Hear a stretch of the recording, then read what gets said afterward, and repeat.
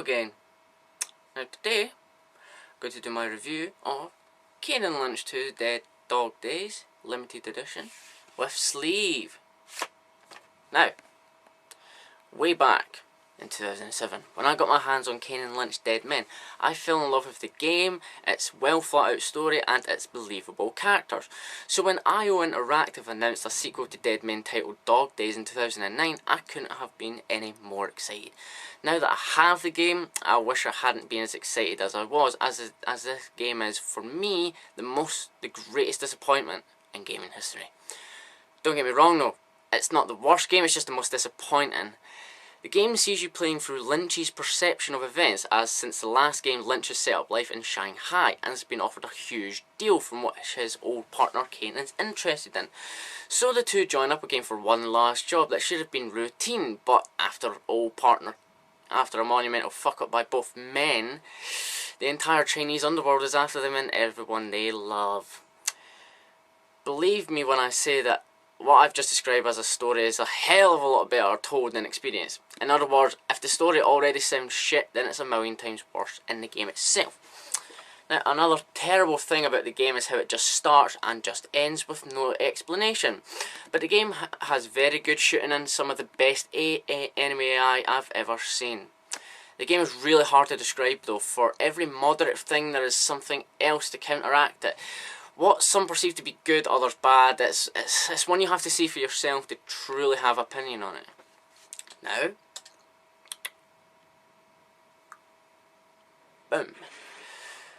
The presentation of Kane Lynch 2 seems like an experiment, but also, if you're into the story, fits into the character you're playing as he is a medicated psycho. The game is presented in a hazy, shaky, live camera-like way that has taken inspiration from user-generated content and documentaries. And it truly feels like that, as in cutscenes you really get the sense that there's an actual camera guy there with Kane. When Kane and Lynch run through some doors, say in a cutscene, they will wait for the cameraman to catch up before closing the door, which is actually quite cool. But not everyone may appreciate it. A lot of people may think it just looks silly and makes the game look terrible, but I accept it. Locations in the game look and seem very real. When you're out in the busy streets of Shanghai, it's full of people and traffic, and for someone who's never been to Shanghai, it does give you the sense that it's a real life representation of it. That was actually quite quick. Presentation, overall, gets a 6 out of 10. Whilst it may not be everyone's cup of tea, I slightly enjoyed it. It can get annoying though in a huge gunfight, because it's just pointless because you can't see enemies in the distance and it's really annoying. Now, graphics. Graphically, at first, because of how other games nowadays look, you instantly think that Kane Lynch 2 looks shit. But after a good while playing the game, it actually starts to look really good, because it suits the game as it's in Shanghai. The graphics give it an extreme realism. As I had one of my friends over one day and he had been to Shanghai and he says that it's identical, so bravo, IO Interactive, well done. The camera is in a third person it's in a first person view like in the first game, but as you play as a psychopath, the camera is maniacal. As when you sprint, Lynch starts to breathe heavily and the camera sways from side to side more so than what a cruise ship would. Inside buildings and stuff some things have polish, but when you're outside, because of how grainy the camera is, nothing has polish. But again, it all adds to the realism.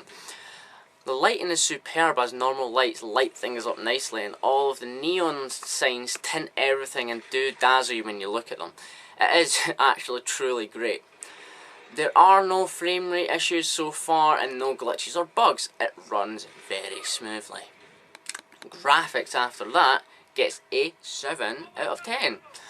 Again, it might not be everyone's cup of tea, but I think it works very, very well. But even then, they're not the best graphics in the world, but they'll do. You know, it gets like a B or something. Sound. Now, the voice acting in Kane Lynch 2, like in the first game, is simply brilliant. Kane's voice is as gritty and as aged as ever, and Lynch's is as "I'll kill you" as ever. Of the pathetic new characters, each has great voices. There is plenty of dialogue during the game, during loading screens and cutscenes, and constantly during play. If you're into the story from the first game, you can really relate back to what Kane and Lynch are exchanging to each other about their last stint together. What's great about Kane Lynch 2 is that there isn't an actual soundtrack per se, as instead you get playing in the background music from restaurants and shops instead of fight music, etc. It's ultra realism. It's really actually quite unique to do that in a modern game. And there's plenty of traffic noise, which is great. The only thing I hate about the sound is the lip syncing. Even if the lips were synced to the words, they're not even mouthing them. It's really, really annoying, and it's better to look away from the cutscenes to actually look at them. Having said that though, the sound does get a near perfect 9 out of 10. At all times, the sound in the game is amazing. The only terrible thing is the lip syncing. It stops it from being perfect. Shame. Now, gameplay. One thing I have to say about gameplay that is totally unacceptable is how the story progresses. It just starts and just ends. So in short, I started the game thinking, what the fuck's just happened? And ended the game thinking, wait, what? Is that it? What the fuck just happened? This helps Kane and Lynch 2 achieve the worst story of all time award by a fucking landslide. Gameplay in the game though, apart from that worst thing ever, for a third-person shooter, is some of the best gameplay I've ever seen in a shooter nowadays. Shooting feels strong and meaty, and you really have to aim to hit your enemies, unlike some games. You know who you are. You know who you are. Don't say you don't know. Don't say you do have to aim, but you don't. Enemy AI is ridiculously good. They actually do adapt to how you're playing, and they do flank you, and in the later chapters are really good gunmen. They really surprised me at times, and I actually had to make plans of how to take them all on. Really a great achievement. By far though, my most favourite thing about the gameplay is if you're short on ammo and an enemy drops a gun that you need, when you run over it and pick it up, instead of replenishing only a little bit of ammo, which happens in most games, you actually get all your ammo back. It's really fantastic and gives you free reins to destroy your environment and your enemies. The guns themselves are very damn plentiful. There are like 4 or 5 different handguns / revolvers, and about 3 or 4 shotguns, and about 5 or 6 rifles / submachine guns. Really, really amazing food for thought. Gameplay then gets a 7 out of 10. It's a really great piece of work which has a ton of work put into it, but the complete retardedness of the story is very enraging, especially for fans of the first game. We're expecting some brilliant sequel. Now, lasting appeal. Kane and Lynch's 2's lasting appeal is actually fantastic. The amount of trophies it has is quite remarkable, 61 in total, and some of them take a while to get, especially like 1000 kills, like in the first playthrough you don't even get 100 kills. It also has 2-player on/offline co-op, an arcade mode in case you can't get online, and obviously it has online mode. The online mode is great fun to play, a million times better than the campaign, but as the game itself isn't a commercial success, no one actually plays it online, which is a shame because it is actually fantastic to play. After that, lasting appeal gets a 9 out of 10. Lots of trophies, great co-op, and a great online multiplayer, but sadly no one plays it, thus rendering over half the trophies useless. Now, in the end, what we have here with Kane Lynch 2 Dog Days Limited Edition with sleeve on the PS3 is a story untold, as the game has a story but doesn't show it. What it does show though is that 2 is definitely better than 1, but only in terms of companions, as this second game is shit compared to the first game.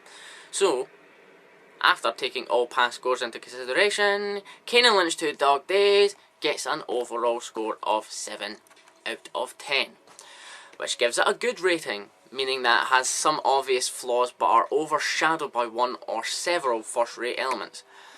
While these games may not be for everyone, they're still entertaining enough to provide genuine entertainment while they last.